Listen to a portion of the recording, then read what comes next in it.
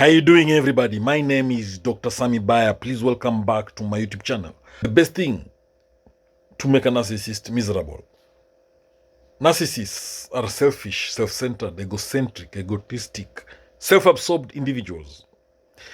They are very arrogant. They are entitled. Narcissists, they lack empathy. They use and then discard others.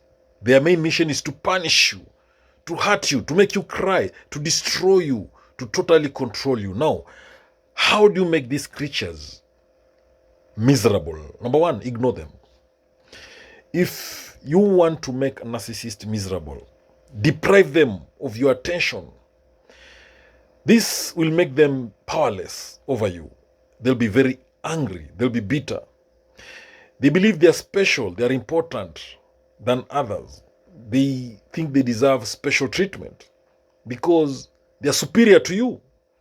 So don't give them any attention. They'll try to provoke you to get a negative attention or positive attention, but don't give it to them. Be cool, calm, collected, composed. This way you make them very miserable. Cut them out of your life if you can. Ghost them. Go completely zero contact. Block them everywhere on social media platforms, on your phone. That way you make them miserable when you ignore them like that. The other way of making a narcissist miserable is to be indifferent towards them. Act totally indifferent towards a narcissist. You'll make them cry, miserable. Because the narcissist needs constant validation from you. They need constant praise, acknowledgement. They need admiration from you. They need reassurance. So deny them any attention that they need. Don't praise them. This way you make them very miserable. It shows them that they have no power over you when you act indifferent towards them. Treat them like everybody else. You know, one funny thing about narcissists, they think they're superior to you and superior to everybody else. They believe they are important, more important than others. So treat them like everyone else. Be indifferent towards them. Don't give them the attention they need. Don't praise them excessively. Don't even give them any reaction to their comments. Be always cool, calm, collected, composed. Stick to neutral statements when you're talking to the narcissist. Yes, no, good, those kind of words. Again, if you want to make a narcissist miserable, let them see how happy you are. Tell them how happy you are. Be happy. Smile, laugh. You see, when the narcissist sees you happy, they see success, they see you thriving. It makes them very miserable.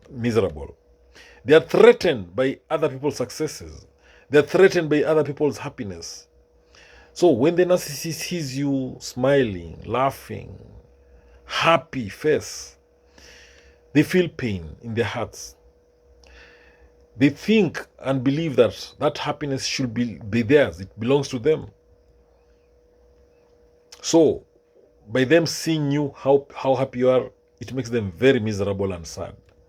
Again, to make a narcissist miserable, use cold facts. Use facts and don't react emotionally. One thing about using facts, it's very difficult for a narcissist to manipulate you when they're arguing with you when you're using facts. So they'll be miserable. They'll be in pain because they cannot manipulate you because you're using facts. Again, to make a narcissist miserable, set boundaries and stick to your boundaries. That way they'll not be able to control you. It will be very difficult for them to manipulate you. They'll not take advantage of you easily because you've set boundaries and you're sticking to them. You've put consequences in place that if they cross those boundaries, you'll take some action. This will make them very sad and blue. It will make them very miserable. Again, to make a narcissist miserable, stand up for yourself and tell them no. They cannot just have their way all the time. They believe they deserve special treatment, that everything they want must be given to them. Tell them no.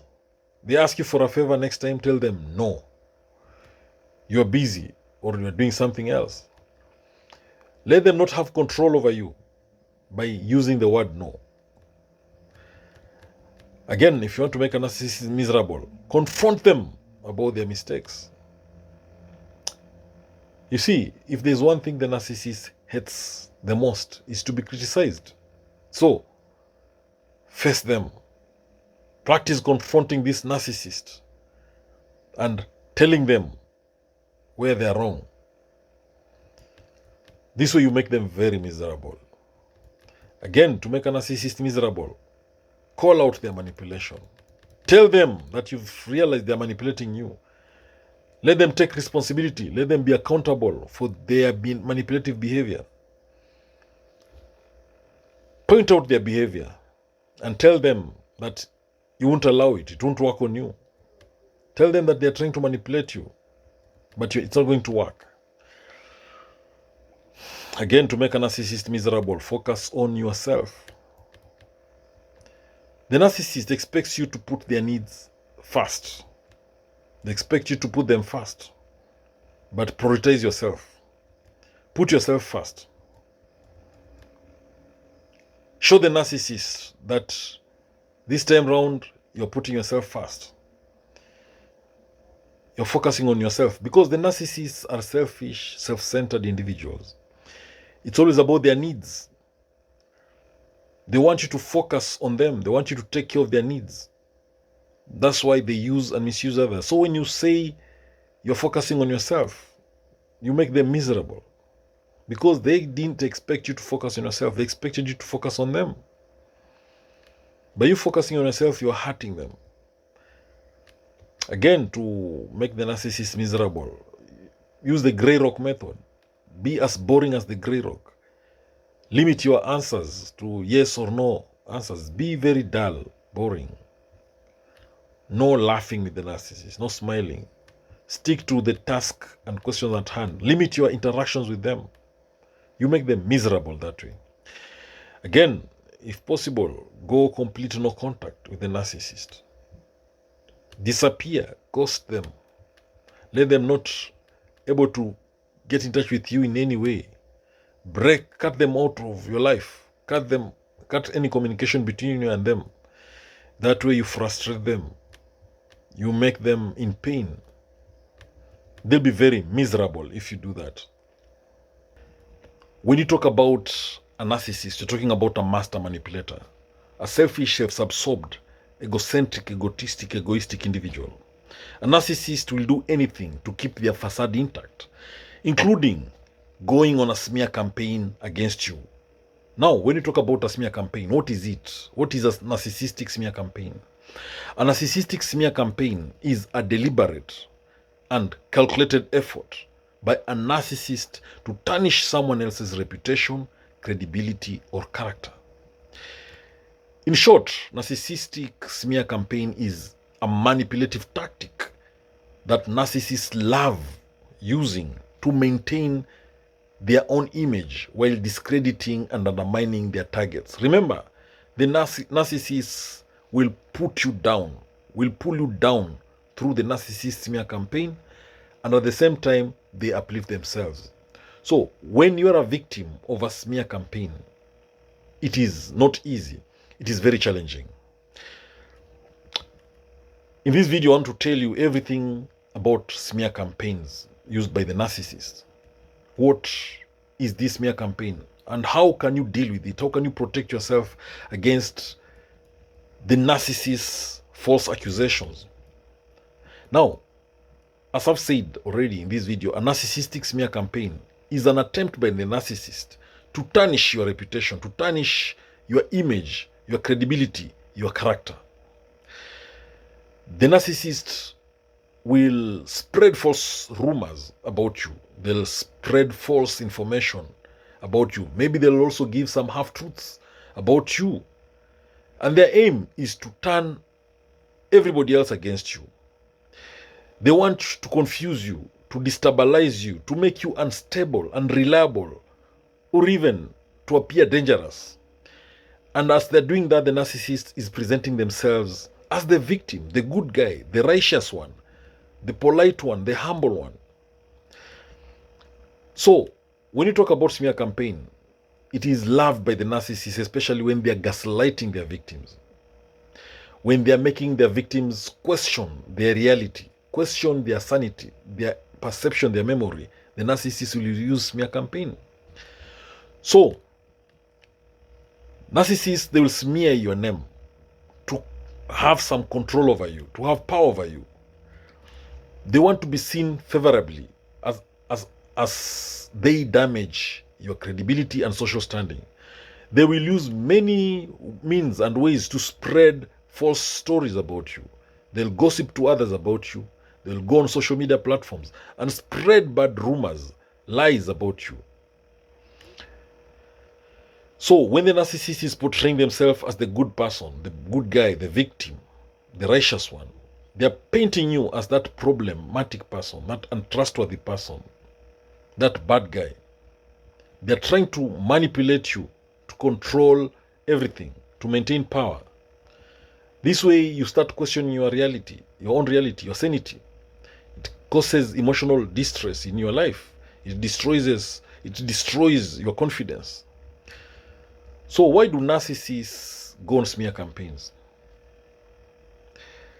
The narcissist's main aim is to control you. They need to control everything about you.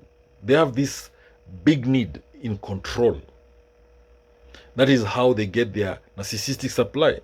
So when you question the narcissist's superiority, power, then you make them have narcissistic injury. They will decide to go on a revenge mission. They'll attack you mercilessly. Now, they do go on a smear campaign because they are protecting their facade. Remember, narcissists have fragile egos. They have a fragile self-esteem. They will do anything to protect this false image, this fake superiority, complex superiority nature that they're trying to protect to others. They believe they are more important than everybody else. They need to protect that. They tend to present this false image to the world that they are important, that they are superior. So they need to protect it. And they do that by manipulating their surrounding environment. So when the narcissist goes on smear campaign, it helps them to maintain this facade by deflecting attention away from their mistakes, from their faults, and they project them onto others. The narcissist also goes on smear campaign to maintain control. They have this need for control, strong need for control. Smear campaigns, they will help these narcissists to control the narratives and perceptions. They will discredit others. And by doing that, they ensure that they remain in a position of control, position of dominance, position of power. Again, the narcissists will go on a smear campaign because they are trying to avoid accountability. If there's one thing the narcissist hates, is being accountable, being responsible for anything. When they're supposed to be accountable, they will start blaming others, or they blame you. So when they go on a smear campaign, they try to shift that blame. They make you the good guy, you the victim, to appear responsible for anything that went wrong in the relationship, or for any issues or conflicts that might be happening. Again, the narcissist goes on smear campaign as a way of revenging. They've undergone narcissistic injury. You've hurt them. Why? Because maybe you criticized them. And remember, if there's something the narcissist hates, is to be criticized. So they're injured. You've injured their fragile ego, their fragile self-esteem. They'll therefore decide to revenge. Instead of confronting you, they will engage in a smear campaign. Again, another way, the other reason why the narcissist will go on a smear campaign is to reinforce their superiority. Remember, the narcissists, they are the only winners and losers in their eyes. You know, in the eyes of the narcissists, they can only be winners and losers. You can never be both winners or both losers. They believe they must win because they believe they're superior than you. They are entitled creatures. They believe they are winners. So losing does not appear anywhere in the narcissist dictionary. So they'll discredit you. They'll pull you down. They must win. They will be very jealous of any success that you have, anything that you win, because a win for you is a lose to them. When that happens, they go on a smear campaign. They attack you to bring you down. So when you lose, they feel like a winner. Again, the narcissist will isolate you, the victim, by smear campaign. When they tarnish your reputation, they're isolating you from your support networks. It makes it easier for them to control you and manipulate you the way they want. So when you want to know that a narcissist is smearing your name, the one sign you'll see is that people will be turning against you. They isolate you, the victim. The people who used to be close to, they behave differently or distant around you. Again, you'll start hearing stories and rumors about yourself. People will start talking about you because the narcissist is spreading false information, is gossiping to others about you, maybe on social media, maybe elsewhere. Again, another sign that the narcissist is smearing your name is that there's gaslighting happening. They're spreading false rumors, false information about you, and they're manipulating the narrative. They're blaming you. They're playing the victim. They're making you look like the bad guy so that you doubt your character. You question your reality, your sanity. So, when a narcissist is smearing your name, they will tell lies about you. They will spread rumors about you. They'll exaggerate stories about you to damage your reputation. They'll undermine your credibility by twisting facts and distorting information. They'll play victim to get sympathy and to get some support while undermining your credibility. They'll blame shift to avoid any responsibility. They'll make sure they enlist friends, family, colleagues to support their narrative. They'll make sure they have flying monkeys who will support them in smearing your name. They'll gaslight you to make you doubt your own reality, for you to question your sanity. They'll isolate you from your friends, your support system, family, and you'll find it very difficult to defend yourself. They'll project their own faults, insecurities onto you or onto others. All these are ways the narcissist will try to smear your name. So when you realize that a narcissist is smearing your name, you can do certain actions. You can minimize involvement with that narcissist. Don't engage in the smear campaign. You can respond emotionally or defensively to the smear campaign. When you do that, the damage will be too big. So the thing is, don't do that. Don't respond emotionally or don't be defensive about the smear campaign. Don't fight back. Don't react emotionally, because that is what the narcissist wants. They want attention. They want you to react, whether positive or negative. They want that to have some control. So instead of getting involved in the smear campaign, focus on your integrity and seek support from trusted individuals. Again, get some evidence, gather evidence, collect evidence, get some emails, text messages, social media posts that will contradict that false rumors that the narcissist is spreading out about you. Remember, documentation is very powerful to defend yourself. Again, you can maintain boundaries. Cut contact with the narcissist. Boundaries will help minimize more manipulation from the narcissist or emotional distress. Again, to deal with the smear campaign, you can do some damage control. You can contact your friends, your support system, maybe colleagues, co-workers, family, and get evidence. Also focus on self-care. Your mental health is very important. Your emotional well-being is very important. Focus on your hobbies. Learn how to manage stress. Again, seek support. Surround yourself with a support network of friends or family who can provide emotional support. This will strengthen you when dealing with a narcissist smear campaign. We know that narcissists are master manipulators. They lack empathy. They need not only to be in control, but they need to feel entitled to dominate others, including you, and every situation. They need to control how you talk, how you dress, how you eat, everything about you, environment included. So when the narcissist can no longer control you, it threatens their sense of self. It threatens their grandiose facade, and they react in a very weird way. When the narcissist loses control over you, they will elicit feelings of shame and embarrassment, and this turns into anger or narcissistic rage.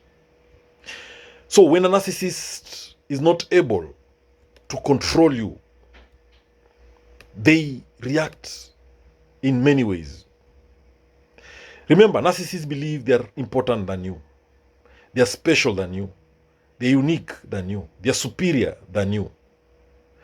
They need to control you. They need to control you through being arrogant, through excessive exaggeration of their achievements, through self-promotion. They show off. So if that does not work, if self-promotion does not work, if their arrogance does not work, they'll want to control you through putting you down, through lying, through derogating you, through bullying you, through verbally insulting you, even physical aggression. By putting you down, they put themselves up. That way they feel they're in control. So when a narcissist cannot control you, they will swing into narcissistic rage. That way they try to reestablish their control through aggression and force. They'll be very angry. When you talk about narcissistic rage, this is intense, aggressive reaction to a perceived threat to a narcissist's self-esteem or self-worth. So when the narcissist feels they can't control you, they will swing into narcissistic rage. They feel like power is slipping away from them. So they will attack you verbally. They'll shout at you, insult at you. They'll threaten you. They'll throw insults, verbal insults at you. They might even decide to throw things at you or elsewhere, break things, or even sometimes slap you physically, attack you. That is if they realize they are not able to control you, if they're losing control. The other reaction, when a narcissist loses control over you, they swing into smear campaigns. They attack your reputation, your image, your self-esteem. They'll spread false rumors, accusations, lies against you. They'll backstab you by revealing secrets you shared with them some time back when you were in good moments with them. They'll want people to take their side. They'll want to mess your image everywhere.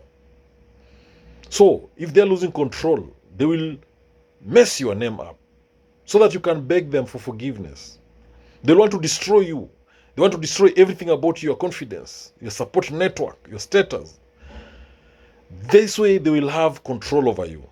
They'll feel they have power over you. They want an emotional reaction out of you. They want to see you beg them to stop it. They want you to see crying. They want to see you shouting. They want to see negative reactions from you. That way they regain the control over you, and it makes them feel very powerful and in control. The other reaction from a narcissist when they can no longer control you is narcissistic baiting. This is where the narcissist provokes you to react negatively. They trigger you to get a reaction from you, a positive or a negative reaction that is enough for them. That way they'll feel so much in control over you. They'll feel very powerful.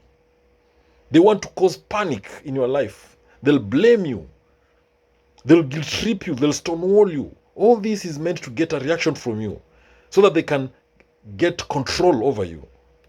So if you don't respond to the narcissist's baiting, then they will be defeated. But remember, the narcissist will bait you because they'll accuse you of cheating on them so that you defend yourself and justify yourself. They'll try to do anything to get your attention. They want to provoke you to react. That's the only way they can have power over your emotions. So, when the narcissist is not able to control you, they will also try to hoover you. They want to control you through hoovering you. They want you back in their life and under their control. They will throw romantic gestures at you. They'll tell you how much they love you. They'll tell you the sweet words you want to hear.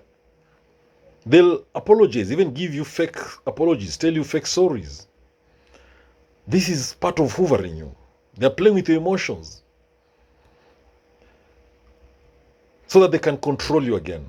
Another way the narcissist reacts when they can no longer control you is playing the victim. They reverse the roles. They make you look the bad guy here. They play the victim. They'll accuse you of abusing them. Like they'll accuse you of lying to them. They blame you for for the problems in the relationship. They'll blame you for their stress, for their mental health. They'll even threaten to end their life or to harm themselves. And they'll say it's because of you, the way you're handling them. So the narcissist will play the victim because they want to control you. They're turning everything around on you. It's a way, in other words, it's a way of gaslighting you, to make you question your reality, to make you doubt yourself, to confuse you and confuse other people. This way they become so powerful and strong. Again, the narcissist will project on you when they lose control over you. They're cheating on you, so they'll accuse you of cheating on them so that they can regain control back over you.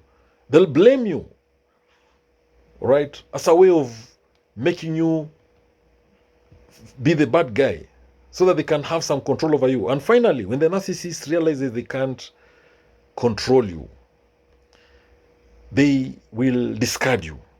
They will dump you. If they realize they're losing control, if they no longer see value in your relationship, if they don't see anything that they can gain from you, if you're not providing them with enough narcissistic supply, or if they've gotten a better catch than you, or if they're already bored with you, remember narcissists get bored very easily, then they might just discard you and move on with their lives. You will never hear from them again, ever. They will not hoover you back. They will not get in touch with you. They'll ghost you. Or they might just hoover you back after many, many months or even years, if they are bored with the new supply that they got, or if they miss something in you. Narcissists are master manipulators. They use you, then discard you. Their main mission is to punish you. Their main mission is to hurt you, to destroy you. They need constant attention, constant validation, constant reassurance, acknowledgement from you. They need to be praised all the time. They need to control you. By controlling you, they get what we call narcissistic supply. They survive that way. They need you to focus on the narcissist needs. They don't care about you. They lack empathy. They are very arrogant. They exaggerate their achievements. It's always about them. When a narcissist realizes you figured them out, they will act in certain ways. Number one, they will deny and deflect. They will deny any wrongdoing and deflect any criticism. If there's one thing the narcissist hates, is to be criticized. They will deflect it. If there's something they also hate, it is to be told that they are wrong. They believe they're always perfect. They are right. They know it all. They can do no mistake. That is what the narcissist believes. So when you figure them out, they'll try to control you and manipulate you further. They'll gaslight you. They'll distort the truth. They'll blame you, or they'll blame someone else. Again, they will play the victim and accuse you of being unfair or unreasonable. The narcissists love playing the victim card. They'll make you look like the bad guy and then the good guy. That is when you figure them out. Again, when you figure the narcissist out, be ready for them to use flying monkeys. These are the narcissist soldiers, the narcissist enablers, the narcissist spies, friends. The narcissists will use the flying monkeys to tarnish your name. They'll use lies, half-truth, and emotional appeals to make sure that the flying monkey is on their side. They'll show the flying monkey that you are a bad person, you are the bad guy. They'll play the victim. They'll want the flying monkeys to support them. Now, the narcissist flying monkeys can be anyone, the colleagues, his colleagues or her colleagues at work, even strangers on social media, on the internet, can be flying monkeys. So the narcissist will use flying monkeys to make your life a living hell if you figure them out. So once you know the narcissist has figured you out, make sure you have boundaries. Establish boundaries. Enforce those boundaries. Put consequences in place. Now, the narcissists, they will manipulate you emotionally once they've realized you figure them out. They will play with your emotions. They will guilt trip you. They'll make you fear. They'll make you doubt yourself by gaslighting you. They'll make you doubt your own perceptions. They'll make you question the reality or even your emotions. This is a way of controlling you because you figured them out. Another move is for them to swing into narcissistic rage. They'll be very angry. They'll be very hostile because you've figured them out. You've criticized them. They'll be hurt. If there's one thing the narcissist hates, is to be criticized. They feel threatened, and therefore they'll become very angry at you. They will lash out at you verbally. They'll throw insults at you. They'll attack you emotionally and physically as well. They might even slap you. They will try to also intimidate you, or they might even use their power and influence to make you back down. Why? Because you figure them out. Now, once you figure the narcissist out, they will go on a smear campaign to tarnish your name, to tarnish your reputation. Because they feel threatened, they will launch a smear campaign against you. They'll spread false, malicious rumors about you. The secrets you told them, they'll use those secrets to backstab you. They'll share those secrets with everybody. They will spread gossip to everyone. They'll gossip you to others. They will lie to others about you. They'll tell others false stories about you to damage your reputation. They'll try to turn others against you. They'll make you feel isolated and alone. They do this to make you suffer, to punish you so that you run to them and beg for forgiveness. Again, once you figure the narcissist out, they'll triangulate you, to manipulate you, to control you. They bring a third person or a third party to undermine you. Why do the narcissists triangulate you? To make you feel jealous, to create some competition. The third party could be anybody. It could be the narcissist friend, family member, or even their romantic interest. Now, the narcissist might also discard you or ghost you, disappear completely if you've discovered, if you figured them out. If they realize you figured them out, they'll feel maybe they can no longer control you. They can no longer manipulate you. They may therefore decide to discard you altogether. They might disappear without even telling you where they've gone to. This can be very confusing and hurting, but it is a big way for the narcissist to control you, manipulate you, and to have power over you. Another way the narcissist will react when you figure them out, they might hoover you back. They'll try to get you back into their lives by doing some fake apologies. They'll apologize. They'll even future fake you, that is, promise to promise to do something to you or promise to change. They might act remorseful. They will love bomb you, buy you expensive gifts again, take you on expensive dinners, vacations, expensive flowers, jewelry. All this is meant to hoover you so that they can manipulate you much more. They can control you again and again and again forever. Now, when the narcissist knows you figure them out, they'll gaslight you. Gaslighting is when a narcissist makes you question your own perceptions. When you question your own reality, then you're being gaslighted. The narcissist will tell you something and deny saying it. They'll deny the truth. They'll twist facts. This makes you feel confused. It disorganizes you. It breaks you. It disorients you. It makes you doubt your own memory and sanity. This is what gaslighting is all about.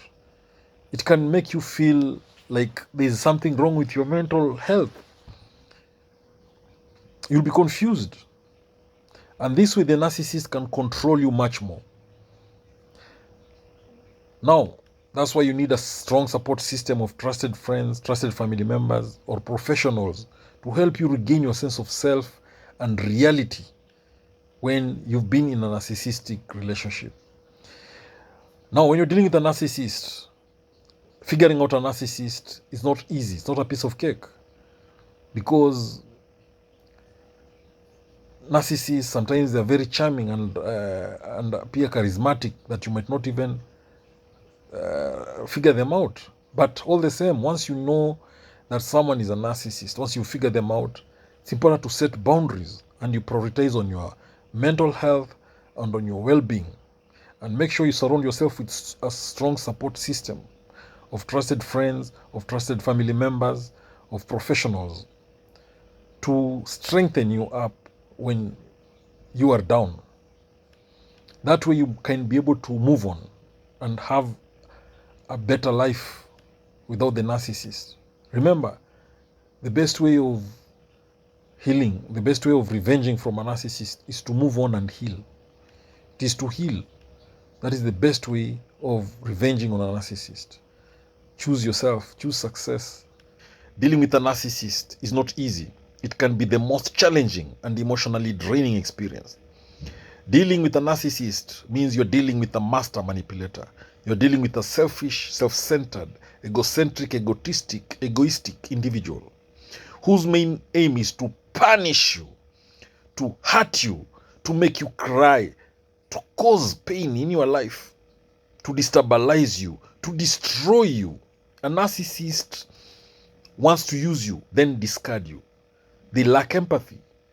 They only focus on their own needs. They don't care about you. They are very arrogant and they love exaggerating their achievements and they need constant attention, constant admiration. Now, how do you outsmart this creature? How do you outsmart this demon? Number one, maintain emotional boundaries. Set and establish boundaries and stick to your boundaries. When you establish and maintain clear emotional boundaries, then you're safe with a narcissist. By setting limits on what you're going to tolerate and on what you're not going to tolerate with the narcissist, you're actually protecting your mental health and your well-being. You need to communicate your needs assertively. And you need to put consequences in place if the narcissist breaks those boundaries. The other way of outsmarting a narcissist is to grey rock the narcissist. Use the grey rock method. This way you minimize the narcissist's power of controlling you, of manipulating you, of playing mind games with you. When I talk about being grey rock or going grey rock or using the grey rock method, I mean you become as uninteresting as a grey rock. Be dull, be boring. This way, the narcissist will find you unattractive and they will go. They will leave you alone. Again, limit any interactions with this narcissist. Avoid discussing or disclosing any personal information with the narcissist because they will always use this against you. Again, make sure you get a support network, a support system. Have it in place. You'll need it when dealing with a narcissist. Build a very strong support network so that when the narcissist is trying to mess your mind, then you have a network that can support you. Surround yourself with trusted and trustworthy friends, family members, professionals who will help you, who will empathize with you, who will advise you, who can give you some emotional support. This way you outsmart the narcissist. Again, to outsmart a narcissist, make sure you document everything. Document every interaction you have with the narcissist. Document every incident. Have a record of every interaction, conversation, incident with that narcissist. This way, you'll be able to, it will help you in exposing the narcissist's pattern of behavior. Make sure you have dates, times, incidences, everything that the narcissist has been playing games, mind games on you. Again, to outsmart a narcissist, prioritize self-care. Put yourself first. Focus on yourself. Focus on your mental health. Take good care of yourself. Do some exercises. Work out. Meditate. Do your hobbies, what you love most. Relax. Smile. Laugh. Self-reflect. That way you're focusing on yourself. Again, to outsmart a narcissist, you need to educate yourself on narcissistic behaviors and traits. You need to know everything about narcissism. What is a narcissist? Who is a narcissist? You need to understand everything. How they behave, how they talk, how to spot a narcissist. Educate yourself about narcissistic manipulative tactics. This way you are armed to deal with this narcissist. Again, to outsmart a narcissist, seek professional help. All right? Seek professional support to protect yourself from this narcissist. Professionals can guide you, can provide you with specific strategies to deal with this narcissist. They can help you in developing healthy coping mechanisms, and this will help you in regaining your self-esteem, your confidence, and your emotional well-being. Again, you can develop assertive communication skills. Improve your communication skills to tackle this narcissist. Again, learn all these manipulative techniques that the narcissist is going to use so that you can be able to recognize them. And one of them is gaslighting. Gaslighting is a popular one. The other one is blame shifting. The other one is projection. This way, the narcissist will always control you when they use those manipulative tactics. So if you can identify them, then it allows you to protect yourself and you'll resist that narcissist. Practice self-validation. Don't rely on the narcissist for validation. Acknowledge your emotions, your experiences, your strengths without seeking validation from the narcissist. Trust in yourself. Set consequences for the narcissist breaking your boundaries. When they break those boundaries, make sure you go, you do what you promised to do if they break the boundaries. Emotionally detach yourself from that narcissist. Separate yourself from this narcissist completely. All right? Keep away, stay away from this narcissist. By creating that physical and emotional distance, you are protecting yourself. You are limiting the ability for the narcissist to manipulate you and to control your life. Because the narcissist's main mission is to control you, to control your life, to control everything about you. Don't give them that power. Again, to outsmart a narcissist, let them know that they need to take responsibility for their actions. All right? Because narcissists hate taking responsibility for their actions. Again, you need to understand what triggers you. What are your triggers? Because narcissists will always find out your insecurities and they'll use them against you. They want to find out what makes you afraid or ashamed so that they can hurt you. So don't revenge on the narcissist. The best revenge on the narcissist is to succeed, is to make it in life. It is to be happy. Focus on yourself. That way, you outsmart the narcissist completely. And again, to totally outsmart the narcissist, go no contact. Disappear. Block the narcissist everywhere. Ghost them if possible. Don't let them get any closer to you, because they will manipulate you. They can't control you if there's a big distance between. Narcissists are demons. They are master manipulators. They will punish you. Their main aim is to hurt you, to destroy you, to make you cry, to cause pain in your life, to use you, then discard you. Narcissists lack empathy. They are very arrogant. They exaggerate their achievements. They are very self-centered, self-absorbed, selfish, egotistic, egocentric individuals. If you are dealing with a narcissist, you are in hot soup. Dealing with a narcissist is not a piece of cake. It's a tough job. Now, when you're dealing with a narcissist and they're finished with you, how do you know? That's the title of this video. Number one, they will show no emotion. Remember, at the beginning of the relationship with a narcissist, it was all love bombing. They idealized you. They showered you with gifts, expensive gifts, dinners, expensive dinners, that is. They bought you expensive jewelry. They took you on expensive vacations. They constantly gave you the attention you needed. You felt very special. You felt like the most important person in this world. What they were doing to you, they were love bombing you. They were incredibly charming and affectionate. You felt like you had your dream come true. You got your Mr. or Miss Right. So, the narcissist love bombing is an attack. It's meant to manipulate you at the beginning of a relationship. Then once the narcissist realizes that you are fully invested in them, they discard you. So, for you to know that a narcissist is finished with you, they show no emotion. Now, secondly, they will criticize you constantly. If a narcissist is finished with you, they'll constantly criticize you.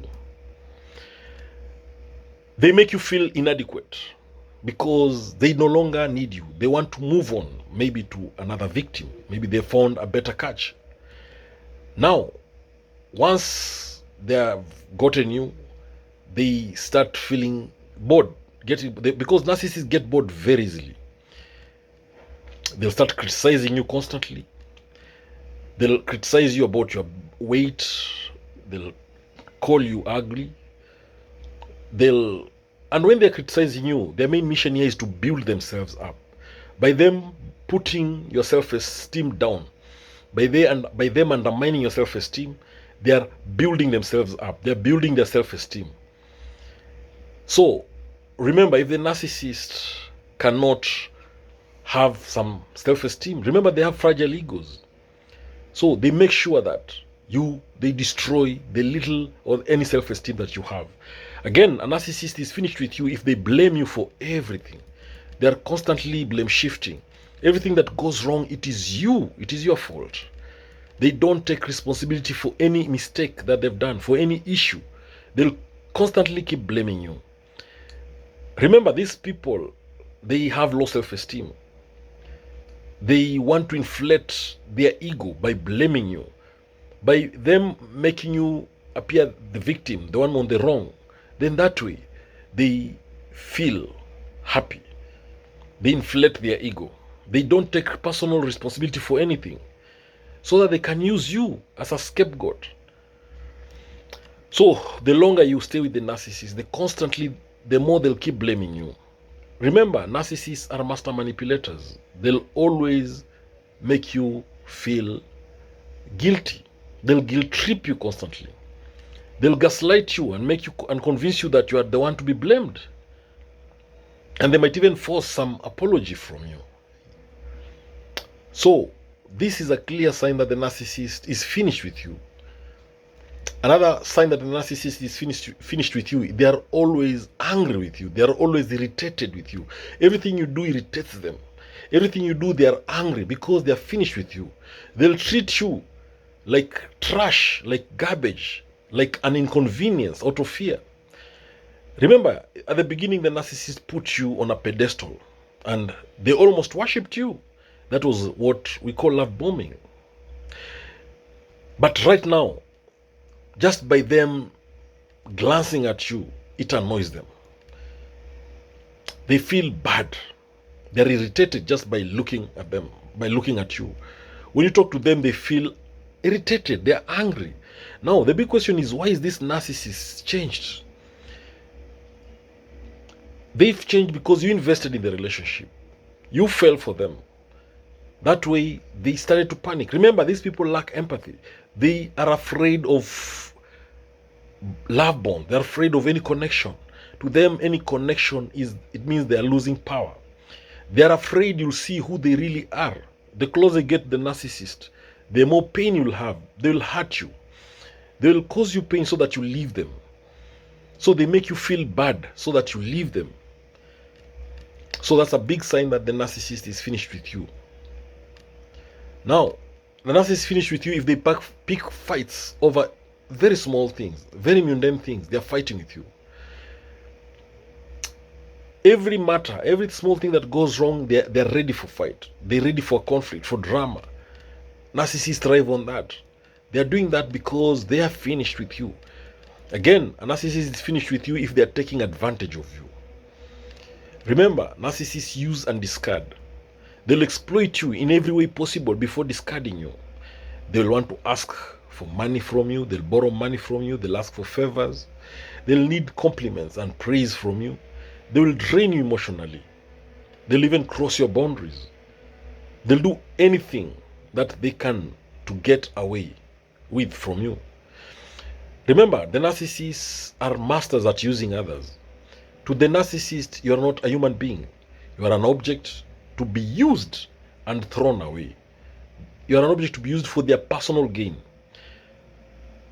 That's a big sign that the narcissist is finished with you. Again, the narcissist is finished with you if they start withholding physical affection. They don't want to have sex with you anymore. They want you to feel unwanted. Why? Because they're almost leaving you. They avoid touching you. They avoid any kissing, any hugging, any touching, any sex with you. So they want to control you by doing that. And their aim is to finally leave you because they're finished with you. Another sign of knowing that a narcissist is finished with you, they accuse you of cheating. This is what we call projection. The narcissist cheats on you, so they accuse you of being the cheat here. They will tell people how you cheated on them. They'll spread malicious lies to devalue you and to ruin your reputation in the process. Another thing that shows that a narcissist is finished with you, they'll gaslight you. They gaslight you, and their main aim here is to control you, to confuse you, to break you down, to tear you down, to destroy you. They will lie or deny any reality to confuse you, to make you question your memory, to question yourself. Now, if you notice gaslighting tactics in your relationship, just know the narcissist is finished with you. They will also ignore everything you say because you are worthless to them. They will stonewall you, to belittle you. They might even treat you on silent treatment, to punish you. And that means they are almost, or they are finished with you. Again, if a narcissist is finished with you, they will stop communication. They will cut communication with you. They feel like talking to you, they're wasting time. So they'll even ignore your text messages. They'll refuse your calls. They'll even start unfollowing you on social media platforms. They'll pretend that you don't exist, that you're dead to them. So all these are ways that the narcissist uses when they're done with you. A narcissist is a selfish, self-centered, egocentric, egoistic individual. They are self-absorbed. They lack empathy. They exaggerate their achievements. They need constant admiration from you, constant praise, constant validation, constant acknowledgement, constant reassurance, recognition. That's what the narcissists need from you. They need attention all the time. Now, narcissists, they only want you to focus on their needs. It's always about me with the narcissist. The main mission of a narcissist is to punish you, to hurt you, to cause pain in your life, to destroy you. The narcissist will make you cry every day. They will destroy your future. Now, if you are in a relationship with a narcissist, you are in hot soup. Now, how do you disarm a narcissist? That's the title of this video. Number one, build your self-esteem. The first step to disarming a narcissist is to build your self-esteem, your self-confidence. That's because narcissists are very intentional about their victims. They need you to have low confidence. They are attracted to individuals with low confidence. So if you want to build your self-esteem, you need to focus on your well-being, your mental health, your self-respect, your self-love, and you need to set clear boundaries with a narcissist, no matter how they make you feel. Now, the other way of disarming a narcissist is to be calm. Be calm, be composed, be cool and collected. Yes, you might want to get angry at a narcissist, but the best way to disarm them is not to react. It is not to flare up. If you know a narcissist very well, if you know a narcissist well enough, they know these narcissists, they love to fight. They love drama. They love conflicts. They love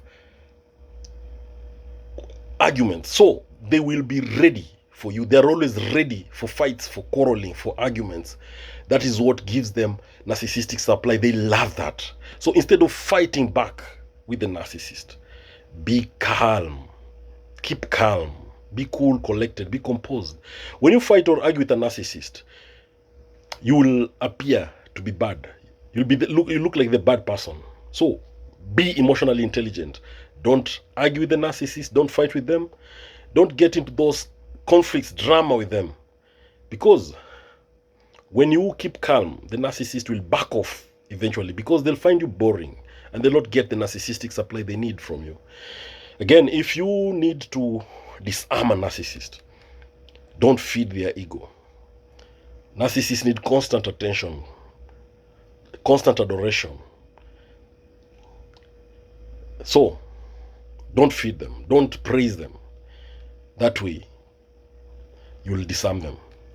Again, don't take responsibility for the narcissist actions. Remember, narcissists, they don't take responsibility for their actions. They'll always blame you or blame others whenever things go wrong. They'll make others answer their actions. That is what all narcissists do. When they make mistakes, they'll accuse you or they accuse others. To them, they can never do anything wrong. You might think when you're dealing with a narcissist that if you accept their faults, if you accept their mistake, it will make them to calm down. But that's a lie. Narcissists will not calm down because you've taken responsibility. No. They love drama. They need conflicts all the time. If you keep giving the narcissist what they need, they will keep coming back. They'll keep coming after you. So let the narcissist be responsible for their behavior. That way they will calm down. So don't give them the constant attention they need. If there's one thing the narcissist needs more than anything else, it is 100% attention from you. They need to be on the limelight. They need to be the center of attention. They need to dominate a conversation. They need to win in everything. A competition, an argument. They need to have power over you. They need to have power over everybody around them. So don't give them that attention. That way you disarm them. Again, if you want to disarm a narcissist, don't give them the negative emotions. The narcissist will try to provoke you to react negatively. So don't respond with negative emotions, because they need an excuse to swing into narcissistic rage. They need an excuse to lash out at you and hold you responsible. So don't give them the negative attention that they need from you. All right? That way you'll disarm them. So control your emotions when you're dealing with a narcissist. Have some strong emotional intelligence with you, because narcissists, they get attracted to the emotionally weak and vulnerable individuals. They know which buttons to push. They know how to provoke you to get angry so that they can hold it against you, so that they can get narcissistic supply from you. So if you want to disarm them, control your emotions. Don't dance to the narcissist's music. Again, to disarm a narcissist, set clear boundaries. Set clear boundaries. Don't defend yourself to a narcissist. Don't justify yourself to a narcissist, because you can never win against them. You cannot win an argument with a narcissist.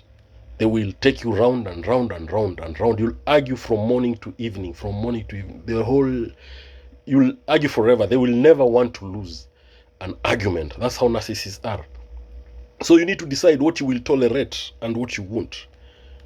So you need to know when to say yes and when to say no and when to keep quiet. So you also need to practice certain words to disarm a narcissist. You see, when you set boundaries with a narcissist, you need to also put consequences in place. Tell the narcissist that if they cross those boundaries, then you're going to take some action against them. And true to your word, if they cross your boundaries, do exactly that. So when you're dealing with a narcissist, if you want to disarm them, try to sidestep the negative comments and questions tactfully. So what you can do is to change the topic. If the topic you're having with the narcissist you find that it might put you into trouble, into hot soup with them, just change the topic. Give a different statement. Answer another question different from the one asked. So that way you disarm the narcissist. Again, don't mince your words with the narcissist. All right? Sometimes you need to take the bull by the horns when dealing with them, because these narcissists, they crave constant attention. They are empty vessels. They are empty inside them. They have fragile egos. They are empty shells. Therefore, they will test their power on you to see if they can get away. So if you want to disarm them, call out their actions sometimes. If they try to blame you for something they did, call them out and ask them, are you trying to blame me for your actions? So that way you call them out and they will be shocked. You will disarm them. So if you're dealing with a narcissist, just know it's not easy, because narcissists are master manipulators. They are master manipulators. So When a narcissist loses their grade A supply, that is a primary source of attention, admiration, and validation, what happens when that happens? Now, narcissists are demons. They're destroyers. They hurt others. They make others cry. They break other people's hearts. Now, a narcissist is a person who lacks empathy. They're very arrogant. They brag a lot. They exaggerate their own achievements. They need constant attention, constant validation, constant admiration. A narcissist is a self-absorbed, selfish, egoistic individual. It's always about me with the narcissist. They use and misuse others, then they discard them. Now, when a narcissist loses their grade A supply, that is a primary source of attention, admiration, and validation, many things happen. Number one, they might experience intense rage. They'll be very angry for losing their grade A supply. They could become deeply depressed. They may engage in self-destructive behaviors. They might try to win back the lost supply through hoovering. They may resort to stalking the person who left them. They could experience feelings of worthlessness. They may spiral into a state of desperation. They may lash out at those around them. They could become withdrawn and isolated. When the narcissist loses their grade A supply, they may experience physical symptoms such as headaches, stomach aches. They might engage in substance abuse to cope with the loss. They may become obsessed with finding a replacement supply. They'll be on their hunting spree, wanting to replace the grade A supply. When a narcissist loses their grade A supply, they could experience feelings of betrayal, and they might engage in impulsive behaviors. They may become paranoid about being abandoned again. They could experience a loss of identity. They may struggle with feelings of inadequacy, and they might blame themselves for the loss. They may seek revenge against the person who left them. They could become obsessed with proving their worth. They may experience difficulty sleeping or eating. They might become hypervigilant about potential threats to their ego. They may experience mood swings. They could become emotionally numb. They might engage in manipulative tactics to regain control. They may idealize the lost supply and remember only the good times. Remember, narcissists have fragile egos. They are empty shells. When they lose their grade A supply, they could experience a sense of emptiness. They may become fixated on finding a new source of validation. And this is through hunting for a new supply very, very desperately. Because a narcissist needs a new supply. They need that supply as much as we need oxygen to survive, or the way a vehicle needs fuel to move, or the way we need food daily. Now, the narcissists, when they lose the grade A supply, they will blame themselves for the loss.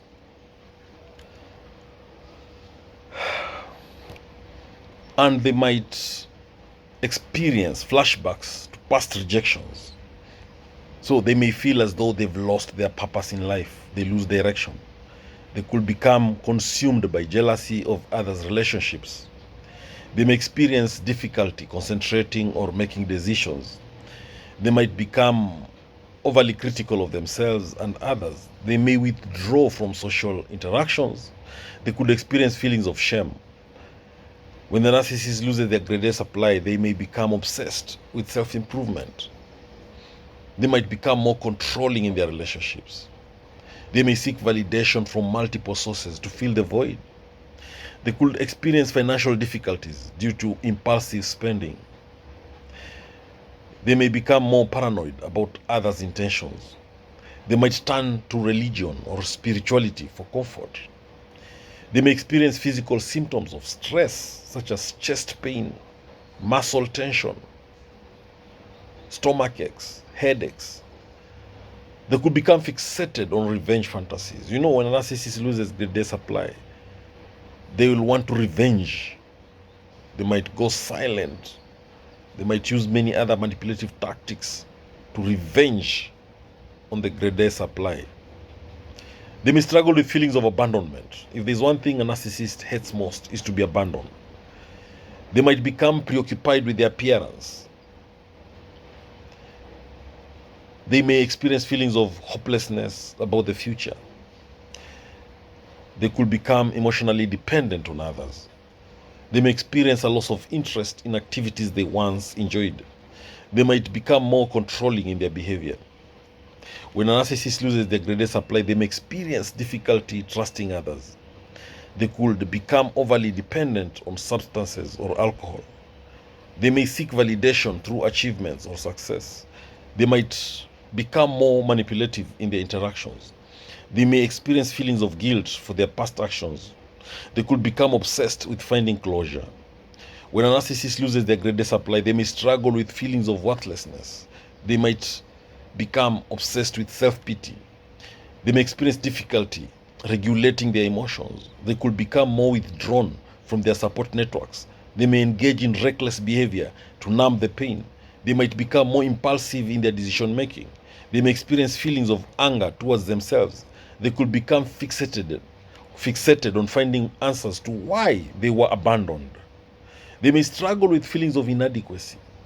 They might become more prone to outbursts of anger. They may experience feelings of loneliness. They could become more prone to self-destructive behaviors. They may seek validation through social media or online interactions. They might become more defensive in their interactions. They may experience feelings of betrayal by those they trusted. They could become fixated on proving their worth to others. They may struggle with feelings of jealousy towards others' relationships. They might become more paranoid about being abandoned again. They may experience difficulty forming new relationships. They could become obsessed with finding a replacement supply. They may engage in risky behaviors to seek validation. They might become more secretive about their emotions. They may experience feelings of shame about their actions. They could become fixated on seeking closure from the lost supply. They may struggle with feelings of worthlessness. They might become more prone to depressive episodes. When a narcissist loses their grade A supply, they may experience feelings of regret for their past behavior. They could become fixated on finding ways to regain control. They may struggle with feelings of loneliness. They might become more desperate in their attempts to win back the lost supply. They may engage in self-sabotaging behaviors. They could become fixated on seeking revenge against the person who left them.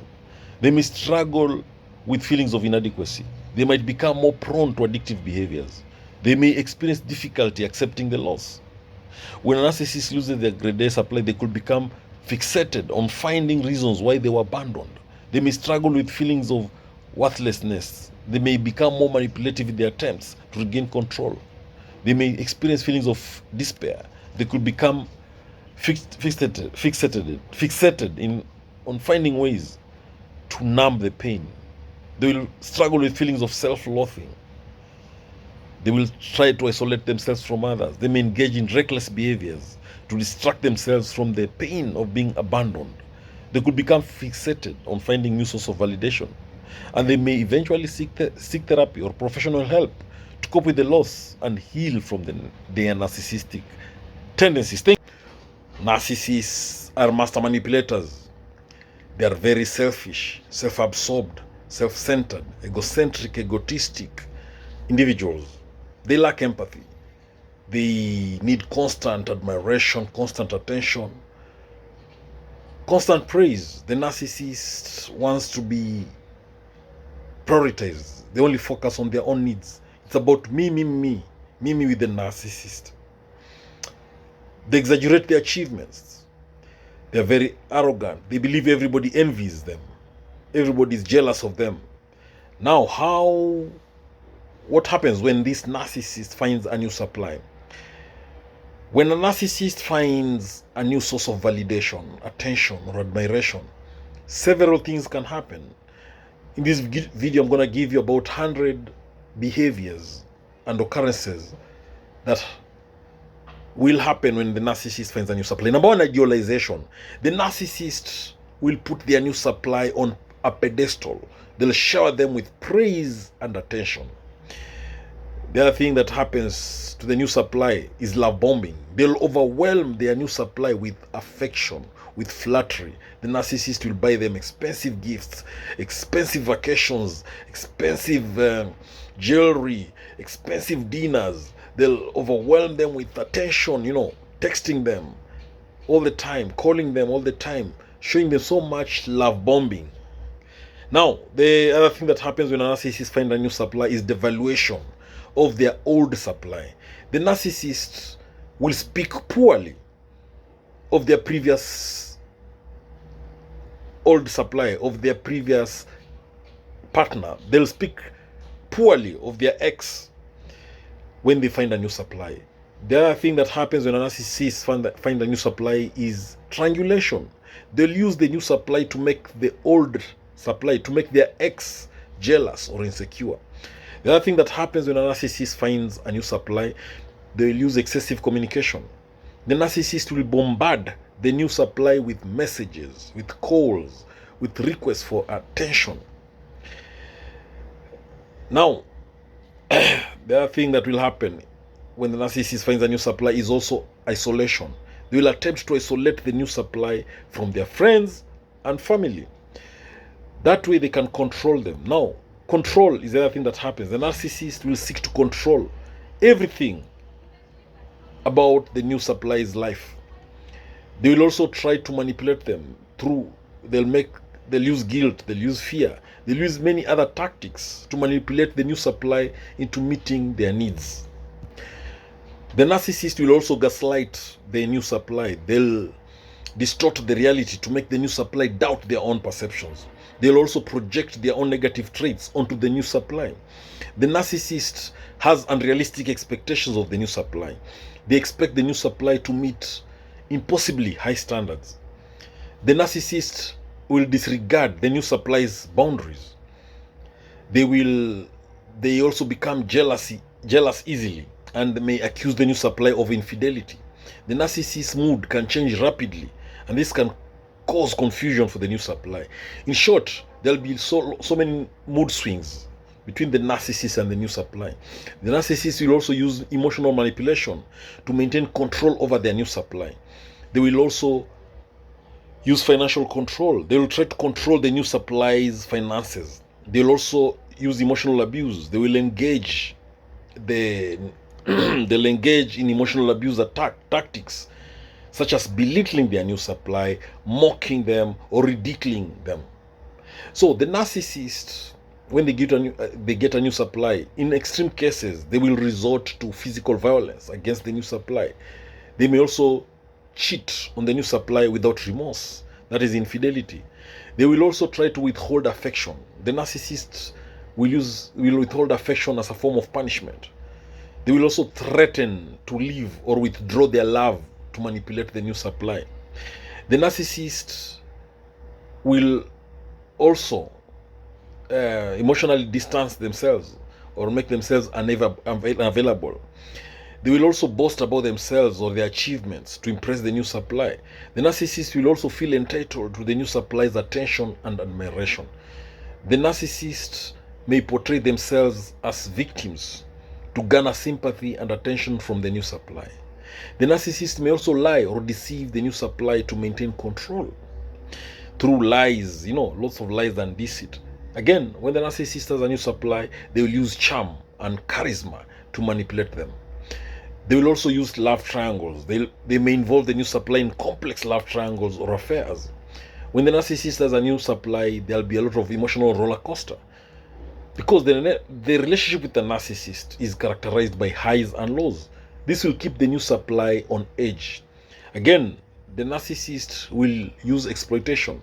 They'll exploit the new supply for their own gain, whether it's emotional, financial, or social. Again, the narcissist will swing into narcissistic rage when their needs are not met by the new supply. They will also make promises that they have no intention of keeping to keep the new supply hooked. That is the false promises, the future faking. Again, the narcissist always craves constant attention and validation from the new supply. So they may initially come across as charming and charismatic to win over the new supply. That through being superficially charming. Again, the narcissist will crave the constant attention from the new supply, constant validation. They will project their own insecurities onto the new supply. The narcissist will conveniently forget past transgressions or promises made to the new supply. They will constantly seek validation and approval. The narcissist will use excessive flattery to manipulate the new supply. The narcissist's love for the new supply is conditional upon the new supply meeting certain expectations. The narcissist may also invade the new supply's privacy by going through their personal belongings or electronic devices. Again, the narcissist will show little to no empathy towards the new supply's feelings or needs. The narcissist has this sense of entitlement. They feel entitled to the new supply's time, attention, and resources. They groom the new supply to meet their specific needs and desires. The narcissist may avoid intimacy or emotional vulnerability with the new supply. Remember, the narcissists are pathological liars. They will lie compulsively to manipulate the new supply and maintain control. The narcissist will also shift blame onto the new supply for their own mistakes or shortcomings. They may intentionally make the new supply jealous or assert control over them. The narcissist will act impulsively without considering the consequences for the new supply. They will treat the new supply as if they are incapable of making decisions or taking care of themselves. That is called infantilization.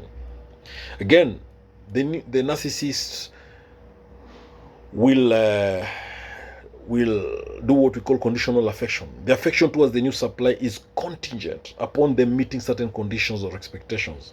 The narcissist is known to have double standards. They hold the new supply to different standards than they hold themselves. The narcissist will also invalidate the new supply's feelings or experiences. The narcissist will always constantly seek validation and approval from the new supply. They will use excessive flattery to manipulate the new supply. And their love for the new supply is conditional upon them meeting certain expectations.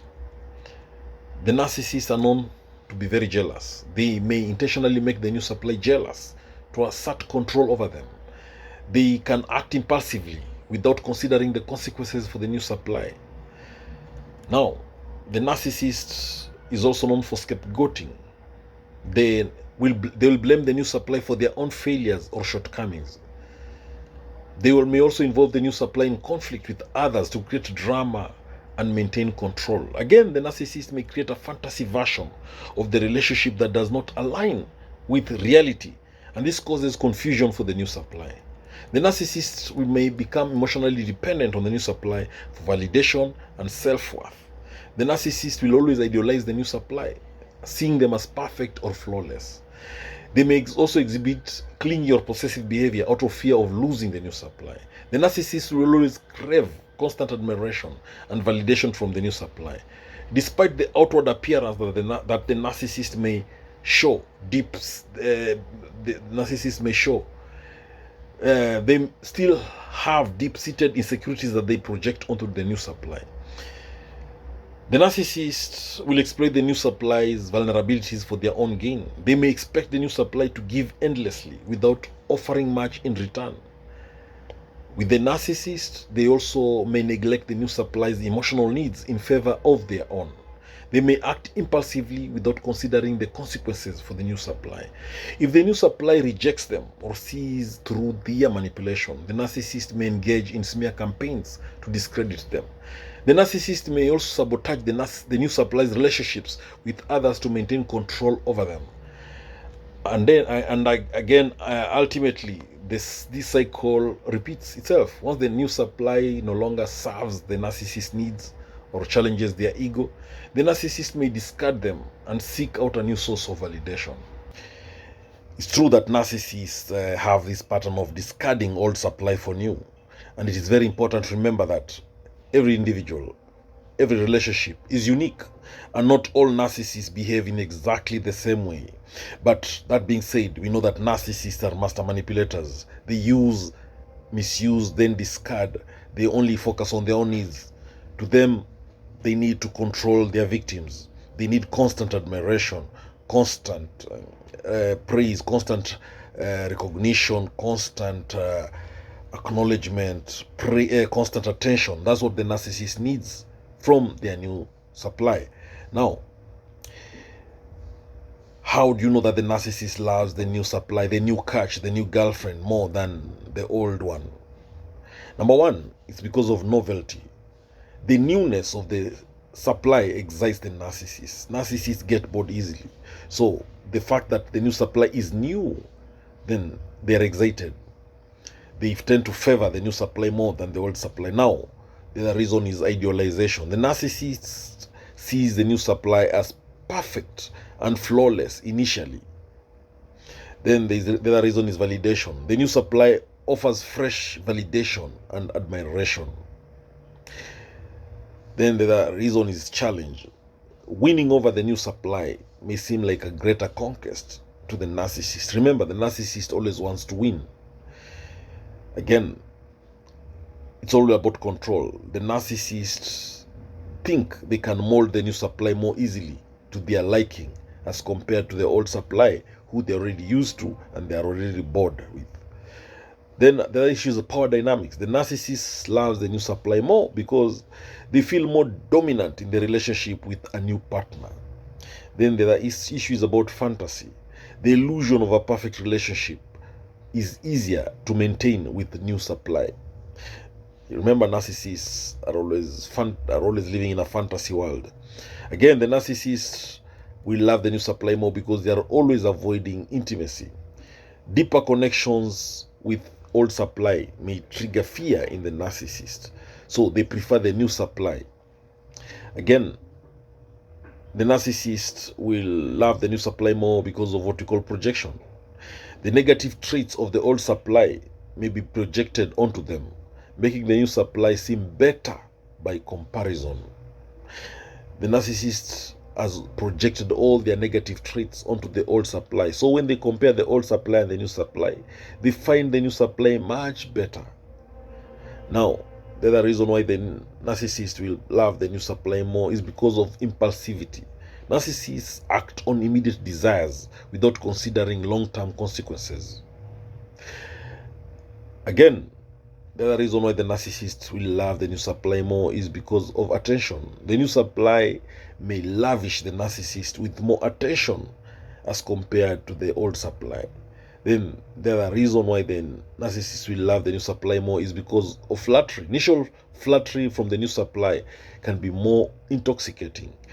Then being with someone new also reaffirms to the narcissist attractiveness and desirability. So with the new supply, the narcissist feels they're getting more external validation. Again, the reason why the narcissist will love the new supply more is because of the identity reinforcement. They can adopt a new persona or identity with the new supply. Again, with the new supply, the narcissist's self-esteem will be boosted. That chase and conquest of the new supply can inflate the narcissist's ego. Remember, narcissists have fragile egos and they need it boosted. They need their ego stroked. So the new supply may provide a fresh source of ego validation. Now, the new supply also is exciting. The unpredictability and unknown aspects of a new relationship can be thrilling to the new supply, to the narcissist. Again, the narcissists may crave variety and novelty in their relationships, and that's why they will love the new supply more. Then there's the issue of control over perception. The narcissists can present themselves differently with each new partner. Then, with the new partner, there's that lack of commitment. And commitment can feel stifling to a narcissist. A new partner offers an escape from it, and that's why the narcissist will prefer the new supply more than the old supply. Then there's the issue of manipulation. The narcissist may exploit the new supply's vulnerabilities more effectively. Again, future faking is also another reason why the narcissist will prefer the new supply. They will promise a future with the new supply, and this it's easier for them to manipulate the new supply into compliance when they promise them that future. Again, the issue of comparison plays a big part in the narcissist loving the new supply more. The narcissist perceives the new supply as superior to the old supply in many ways. Again, the new supply can offer access to resources or connections that the narcissist desires. Then there's also social status. Being with someone new may enhance the narcissist's social standing. And then there's the narcissist can reinvent their image with a new partner. Then during the initial stages of a relationship, it provides a surge of attention, which the narcissist craves. Then the new supply may fit better into the idealized image that the narcissist has of their partner. Then there's the issue of validation of power. Winning over a new partner reaffirms the narcissist's sense of power and charm. Then there's the emotional immaturity. Narcissists may prioritize immediate gratification over long-term stability. They can also present themselves as more desirable to the new supply. The narcissist may also feel entitled to pursue new partners whenever they please. So there's also reinforcement of superiority.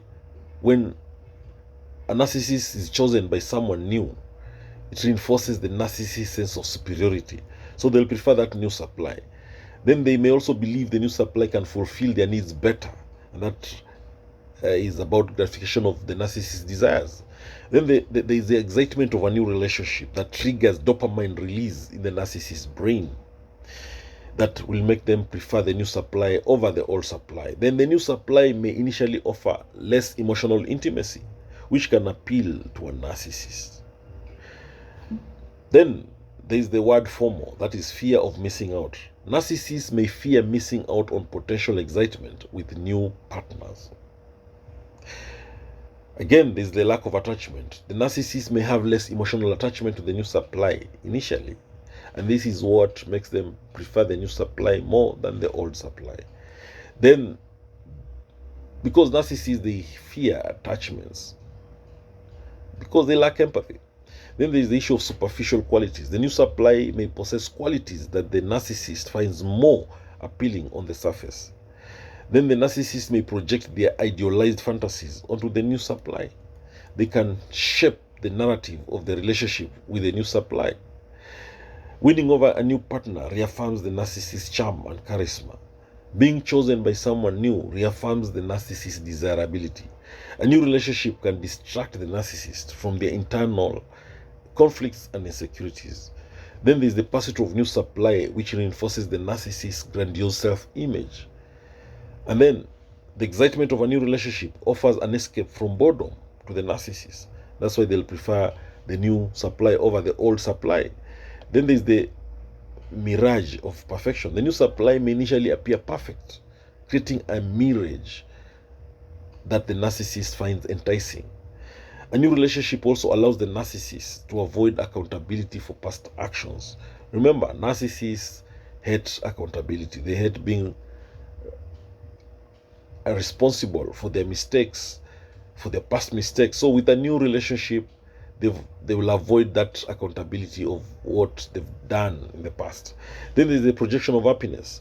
Pursuing a new partner may project an image of happiness and fulfillment to others. Now, the narcissist has this illusion of control. They believe they have greater control over the dynamics of a new relationship. Now, those are some of the reasons why the narcissist will prefer and love the new supply more than the old supply. One thing about narcissists, they lack empathy. They are egocentric, egoistic, self-absorbed, selfish individuals. It's all about me with the narcissist. They need constant admiration, constant attention, constant praise, constant recognition, constant acknowledgement. That is what the narcissist needs. They need people clapping for them all the time. They think they are more special than everybody else. They think they're superior to you, superior to everybody else. Now, why the narcissist does not love the new supply? These individuals lack empathy. That is number one reason why they do not love the new supply. Narcissists struggle to empathize with others. This makes it very difficult for them to form genuinely love bonds. It makes them find it very difficult to genuinely love someone. How can someone who lacks empathy be able to love someone else? How can they even form long-lasting, loving relationship? It's so difficult. Someone who cannot understand others, who cannot put themselves in other people's shoes. It's very difficult for those people to have genuine love with anyone. Now, the other reason why the narcissist does not love the new supply is because the narcissist is emotionally unavailable. Narcissists struggle to connect emotionally with anyone, including their new supply. They'll find it very hard and tough. Again, the other reason why the narcissist does not love the new supply is because of their need for control. They prioritize control over genuine emotional connection.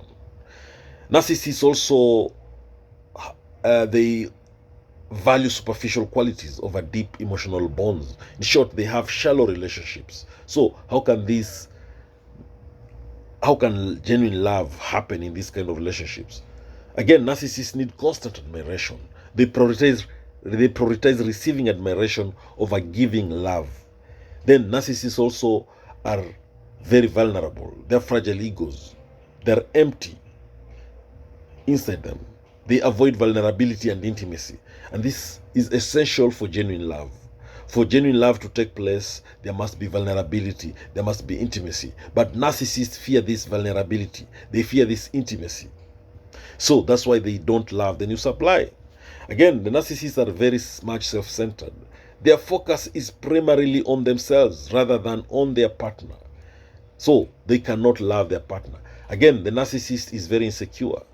They have this fear of being abandoned, fear of being rejected. so they keep their distance emotionally.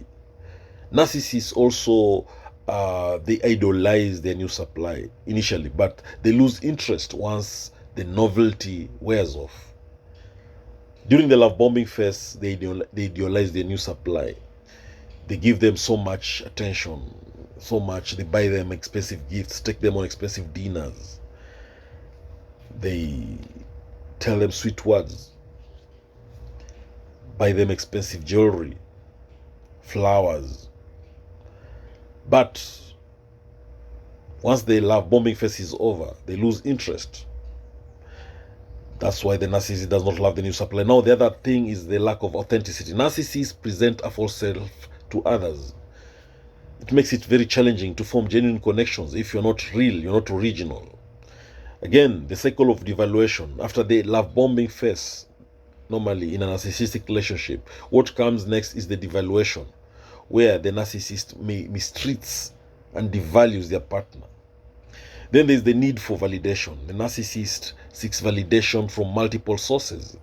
This makes it very difficult, challenging for them to focus on one person. The narcissist cannot be faithful to one person.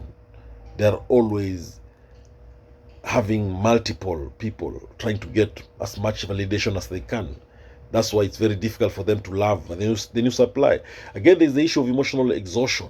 Narcissists drain their partners emotionally without giving much in return. Then the narcissists have this inflated sense of self-importance, which leads them to believe they deserve more than they can give. Again, narcissists, they avoid intimacy. Genuine love requires intimacy, and narcissists avoid it at all costs. Narcissists fear being rejected. They fear being abandoned. And they fear if they show vulnerability or if they show genuine affection, then they will be rejected or abandoned. So that's another reason why the narcissist might not love the new supply. Then the narcissist, they project their own insecurities onto the new supply, making it very difficult to truly love them. The narcissist's primary goal is to obtain narcissistic supply, not to love or connect with their partner. So how do you expect this narcissist to love their partner when their main aim is to get their new supply? The narcissist's main aim is to get. It's not about them giving love. Again, the narcissists, they use charm and charisma to attract their new supply without genuine emotional investment. Narcissists are also master manipulators. They manipulate their partners to meet their own needs without considering the other person's feelings. Again, they lack self-reflection. They rarely reflect on their own behavior or its impact on others. Narcissists also feel entitled to admiration and attention without reciprocating. They exploit others for their own gain, including that new supply. They don't love them. They just exploit them. They use them, then discard them once they're done. Narcissists have difficulty maintaining long-term relationships. They struggle to maintain long relationships due to their self-centeredness and lack of empathy. Narcissists may cheat on their new supply. This demonstrates a lack of genuine commitment or love. Narcissists also grow bored easily and they seek out new relationships for excitement. They also love bomb, which is a manipulative tactic rather than a genuine expression of love. Narcissists lack empathy and they have this grandiosity nature in them which can interfere with the ability to love.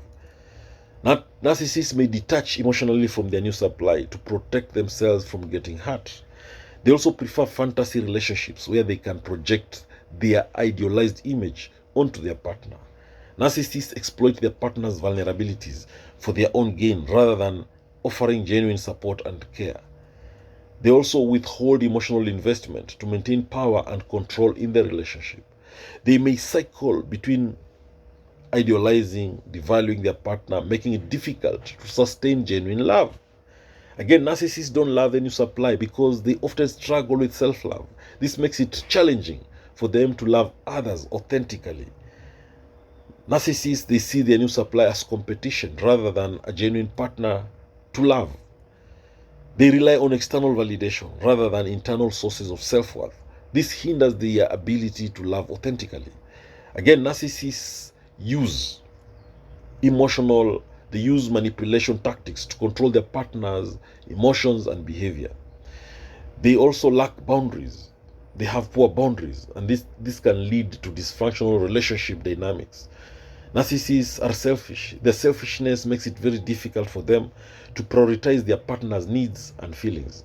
They may engage in patterns of narcissistic abuse, which are compatible with genuine love. Narcissists may also neglect their partner's emotional needs, leading to a lack of genuine emotional connection. They are pathological liars. They may lie or manipulate the truth to maintain control over their partner, undermining trust and genuine love. Narcissists may prioritize superficial qualities in their relationships rather than real relationships, rather than seeking deep emotional connections. Narcissists don't love the new supply because of their failure to acknowledge faults. Narcissists will struggle to acknowledge their own faults. This makes it very challenging to engage in healthy, loving relationships. They also gaslight their partners, causing them to doubt their own perceptions and experiences, which is not conducive to genuine love. Narcissists often refuse to take responsibility for their actions, and this makes it very difficult to build trust and intimacy. Narcissists, they view love as transactional, expecting something in return for their affection rather than giving freely. Narcissists also fear intimacy and vulnerability, preventing them from forming genuine connections with their partners. They may objectify their partners, seeing them as extensions of themselves rather than individuals deserving of love and respect. Now, you know why the narcissist does not love the new supply. Narcissists are selfish, self-centered, self-absorbed, egotistic, egocentric individuals. They use and then discard others. They only focus on their own needs. It's about me, me, me, me with the narcissist. They need constant admiration and constant attention. When a narcissist finds a new supply, they typically shift their focus and attention away from their old supply. They may discard or devalue the old supply, sometimes even without warning or explanation. This can involve a variety of tactics such as ghosting, gaslighting, or simply losing interest and withdrawing emotionally. The narcissist might ignore or belittle the old supply, that is their old lover, the old partner, making them feel very insignificant or unworthy of attention. It is very important to note that every narcissistic individual, every narcissist is different, and their behavior can vary based on their personality and the dynamics of their relationships. However, the pattern of narcissistic discarding their old supply when they found a new supply is a common trait among narcissists. When a narcissist finds a new source of attention, a new source of validation, in short, when a narcissist finds a new supply, several things can happen, both to the narcissist and to the new supply. Number one thing, when a narcissist finds a new supply, they may idealize that new supply. They may shower the new supply with attention, with constant compliments and affection. They may appear charming, charismatic, and attentive. They make the new supply feel special and valued. The other thing that happens when a narcissist finds a new supply is what happens in the idealization stage, that is the love bombing. Narcissists will engage in love bombing in that early stage of a relationship with a new supply. They will overwhelm the new supply with displays of affection, gifts, and declarations of love. And this creates an intense and intoxicating bond. They excessively shower the new supply with compliments to quickly build rapport. They portray the new supply as perfect. They idealize them to an extreme degree.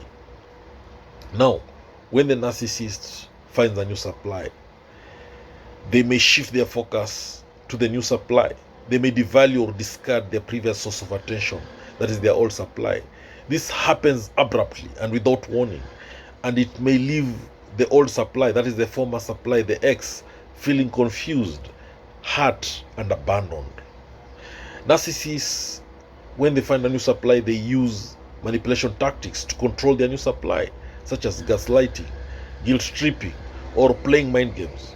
They may seek to exert power and dominance over that new supply, manipulating them to meet their needs and desires. When the narcissist finds a new supply, there'll be this idealization versus devaluation cycle that will happen. The idealization phase is often followed by a period of devaluation where the narcissist's behavior shifts dramatically. They may become critical, dismissive, or emotionally distant, causing the new supply to question their worth and value in that relationship. Again, when the narcissist finds a new supply, they will tend to isolate them. They seek to isolate their new supply from their friends, family, or support networks. And this makes them new supply more dependent on the narcissist for validation and approval. This isolation can make it very difficult for the new supply to recognize or escape the toxic dynamics of that relationship. When narcissists find a new supply, they also use what we call projection. Narcissists will use projection to project their own insecurities, their own flaws, their negative traits onto their new supply. They'll blame them for problems in the relationship or accuse them of behaviors that the narcissist is actually engaging in. Then the narcissist will discard or abandon that new supply. If the new supply fails to meet the narcissist's unrealistic expectations or challenges their control, then the narcissist may discard them or abandon them in favor of another source of attention. This can be very devastating to the new supply, leading to feelings of rejection, betrayal, and worthlessness. So when the narcissist finds a new supply, there'll be a lot of mirroring. They will mirror the interests, the preferences, and values of the new supply to create a false sense of compatibility. That's why narcissists are known to be copycats. They will manipulate the new supply's perception of reality, making them doubt their own thoughts and feelings. The reason why the narcissist will also isolate the new supply is to gain more control over them. So they isolate them from their friends, their support system, their family members. They also involve the new supply in conflicts or comparisons with other people to create jealousy or insecurities. This is what is called triangulation. The narcissist may also make grand promises or plans for the future to keep the new supply invested in the relationship, and this is what is called future faking. The narcissist may also withhold attention, affection, or validation to keep the new supply chasing after the approval, and they do this intermittently. They withhold this attention, affection, validation intermittently. Now, the other thing narcissist does when they find a new supply is they begin to criticize them, to demean them, to belittle them. Once they feel secure in the relationship, they may abruptly discard the new supply once they no longer serve their needs, or if they find a more suitable source of supply. They may compare the new supply unfavorably to their exes or maintain contact with ex-partners to create insecurity in the new supply. They also slowly manipulate the new supply's boundaries and sense of self to gain control over them. The narcissist will exploit the new supply for their own gain, whether it is financial, emotional, or social. The narcissist will also craft a false image of themselves to impress the new supply, to hide their true intentions or behaviors. The narcissist will also use praise strategically to manipulate the new supply's behavior or perception of the narcissist. The narcissist will also guilt trip or manipulate the new supply into doing things that they will not normally do. When the narcissist finds a new supply, they expect the new supply to cater to their every need without reciprocation. Remember, narcissists are takers. They take, but they don't give. Again, when the narcissist finds a new supply, they will dismiss or invalidate the new supply's feelings, opinions, or experiences. It's all about the narcissist. They care about themselves. They are selfish. So if the new supply tries to leave, or if they try to quit that relationship, the narcissist will do everything to hoover them back into the relationship. They will use all the manipulative strategies in their books, that is the future faking, the love bombing, to and even the fake apologies to hoover back the new supply into that relationship. Now, when the narcissist finds a new supply, they may also sabotage the new supply's personal or professional endeavors to maintain control over them. They don't want any success in the new supply. They want the new supply fully dependent on them. That way they can fully control them. They can easily control them.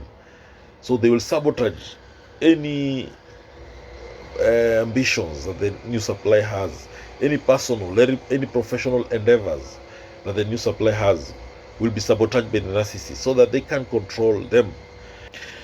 We know that narcissists are master manipulators. Narcissists, they use others. Narcissists want to hurt you, to control you, to punish you, to make you cry. The narcissist only focuses on their needs. They are takers. They take. It's all about me with the narcissist. They are self-absorbed, selfish, self-centered, egocentric, egotistic individuals. Now the narcissist exaggerates their achievements. They need to control everything about others. They need to control everything around them. Now, the reasons why a narcissist cannot possibly be happy with their new supply is, number one, during the idealization phase, the narcissist may be initially infatuated with their new supply, but it is often short-lived. Again, the narcissists, they have this insatiable need for validation, meaning they'll quickly seek more and more attention, regardless of the supply they are with. Remember, the narcissists, they take. They're never satisfied. It's like trying to fill a hole which you can never satisfy. You can never fill it. Now, the other reason why the narcissists cannot be happy with their new supply is because of the fear of abandonment that they have. The deep-rooted insecurity and fear of abandonment that the narcissist has drives them to constantly seek new sources of validation. That's why the narcissists are always cheating on their partners. They're always having multiple partners to get more and more validation. Now, the other reason why narcissists cannot be happy with their new supply is because of emotional manipulation. They may manipulate their new supply emotionally to maintain control, which is not conducive to genuine happiness. You cannot be happy in a relationship where you are controlled emotionally or even physically. Again, the narcissists cannot be happy because they have shallow relationships. Narcissists, they lack empathy. Therefore, they struggle to form deep, meaningful connections. And this results in superficial relationships that lack fulfillment. The relationships are shallow because they are very selfish, self-centered individuals who lack empathy. The other reason why narcissists cannot be happy with their new supply is because of their constant comparison. They oftenly compare their new supply to past sources of validation. They're always comparing their new supply with their exes. And this leads to dissatisfaction. The other reason why narcissists cannot be happy with their new supply is because of their lack of empathy. They have this inability to empathize, meaning they cannot truly connect with others on an emotional level. And this results in a lack of genuine happiness. Again, the narcissists cannot be happy because they are ego-driven. Happiness derived from external validation is fleeting and dependent on others, and it makes it very unsustainable. Again, the narcissist cannot possibly be happy with their new supply because of this cycle of idealization and devaluation. This cycle of idealization and devaluation means that any happiness experienced during the idealization phase is short-lived. Narcissists are incapable of loving authentically. Their love is also conditional and driven by their own needs rather than genuine affection for the new supply. The other reason why the narcissist cannot be happy with their new supply is because of their constant need for admiration. The constant need for admiration that the narcissist has means that they're always seeking more and more and more, and they'll never be satisfied with what they have. Narcissists have an emotional void that cannot be filled by any external source, and this leaves them perpetually dissatisfied. Again, the narcissist has this deep-seated insecurity, meaning they are always seeking validation to mask their feelings of inadequacy. Narcissists are unable to be authentic in their relationships, and this leads to a lack of genuine connection and happiness. Again, narcissists have manipulative behavior. They manipulate others for their own gain, and this cannot lead to genuine happiness. They are self-centered. Their self-centered nature means they prioritize their own needs above the happiness of their partner. The narcissists lack intimacy. Their inability to form intimate connections prevents them from experiencing true happiness with their new supply. Again, narcissists, they fear rejection. Their fear of rejection drives them to constantly seek new sources of validation, preventing them from finding lasting happiness. Narcissists are incapable of trusting. They struggle to trust others, and this leads to paranoia and insecurity in their relationships. They may make grand promises to the new supply, but these are often hollow and insincere. Narcissists are addicted to narcissistic supply, constantly seeking more to fill the void within themselves. Narcissists lack self-awareness, which prevents them from recognizing their own role in their unhappiness. Their focus on superficial appearances and material possessions does not lead to genuine happiness. Narcissists have this need for control, which prevents them from experiencing the spontaneity and joy that comes from genuine connection. The inability to accept criticism means they are unable to grow and improve themselves, leading to ongoing dissatisfaction. Narcissists have this inability to apologize. They struggle to apologize for their mistakes, leading to resentment and unhappiness in their relationships. They are emotionally dependent on others for validation, making it impossible for them to find true happiness within themselves. Narcissists use manipulation tactics to keep the new supply in line, which ultimately erodes any chance of genuine happiness. Narcissists have this tendency towards narcissistic rage, creating a volatile environment that is not conducive to happiness. Their sense of entitlement means they are always seeking more from others. They are never satisfied with what they have. The narcissists have this inability to compromise. They struggle to compromise in their relationships, leading to conflict and unhappiness. The narcissist's lack of boundaries means they may overstep the boundaries of the new supply, leading to resentment and unhappiness. Narcissists have manipulative gaslighting tactics. Gaslighting tactics erode the new supply's sense of reality, leading to ongoing unhappiness and confusion. Narcissists have this fear of intimacy. They fear true intimacy because it requires vulnerability, something they are deeply uncomfortable with. The narcissists have this pattern of discontent.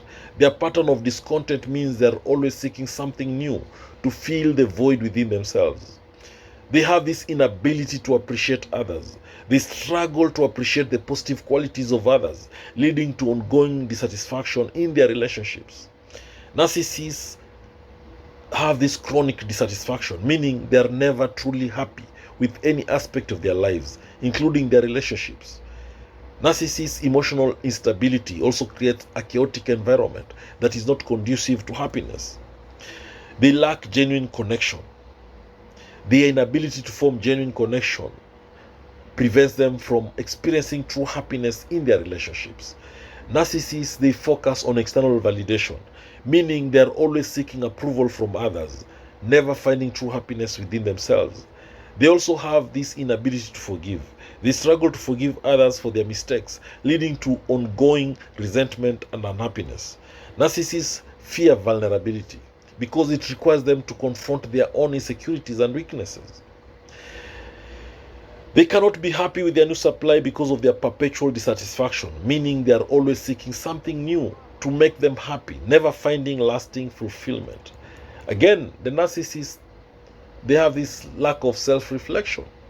Their lack of self-reflection prevents them from recognizing their own role in their unhappiness. They disregard the feelings of others, leading to ongoing conflict and unhappiness in their relationships. Narcissists have this need for power and control. Their need for power and control prevents them from experiencing the genuine give and take of a healthy relationship. Narcissists have this inability to communicate effectively. They struggle to communicate effectively with others, leading to ongoing misunderstandings and unhappiness. Narcissists also have their dysfunctional relationship patterns, which prevents them from experiencing genuine happiness with their new supply. Their dependence on external validation means they are always seeking approval from others and never finding true happiness within themselves. Ultimately, the narcissist's inability to find fulfillment within themselves means they are unable to find lasting happiness with any new supply. We know that narcissists are master manipulators. They lack empathy. They use and then discard others. They only focus on their own needs. It's about me with the narcissist. In short, narcissists are selfish, self-absorbed, self-centered individuals. They need constant attention, constant admiration, constant validation, constant praise. They need to be clapped for all the time. Now, is the narcissist happier with their new supply? It is complex. At first, the narcissist might seem ecstatic with their new supply, reveling in their attention and validation. However, this happiness is often short-lived. The narcissist's need for validation is insatiable, leading them to constantly seek new sources of admiration. This cycle can continue indefinitely, with the narcissist never truly finding lasting happiness or fulfillment.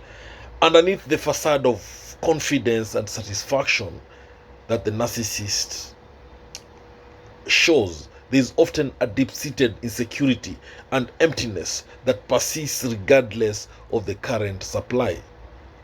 Now, narcissists seem happier with the new source of narcissistic supply because they thrive on attention, admiration, and validation from others.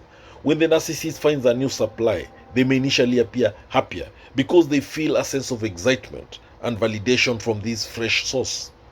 Additionally, new relationships or connections often involve idealization, lots of love bombing, and the projection of an ideal self, which can temporarily boost the narcissist's self-esteem.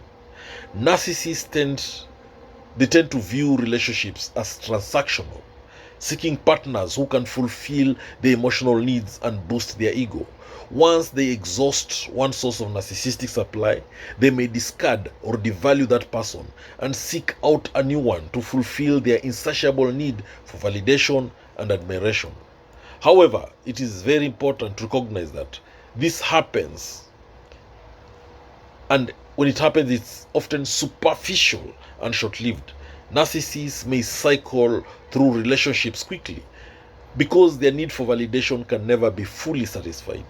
Over time, their behavior patterns tend to repeat, and they may become increasingly manipulative and controlling, leading to insatiability and dysfunction in their relationships. So, narcissists, they struggle to find true happiness with their new supply. But the reason why the narcissist is not happier with their new supply is because of the constant need for validation. Narcissists have this insatiable need for admiration and validation. No matter how much attention and praise the narcissist receives from their new partner, it is never enough to fill the void within them. Again, there is the issue of idealization versus reality. Narcissists tend to idealize their partners at the beginning of a relationship, seeing them as perfect and flawless. However, as time passes and they get to know the real person, they often become disappointed when their partner doesn't live up to their unrealistic expectations. Then there's also the lack of genuine connection. Narcissists struggle to form deep, meaningful connections with others because they are primarily focused on their own needs and desires. Their relationships are often superficial, lacking the emotional intimacy and reciprocity necessary for true happiness. Narcissists also are not happy with their new supply because they have this inability to sustain love. They may have difficulty sustaining feelings of love and affection for their partners over time. Once the initial excitement of the relationship fades and they no longer feel the same level of adoration, the narcissist may start to lose interest and seek validation elsewhere.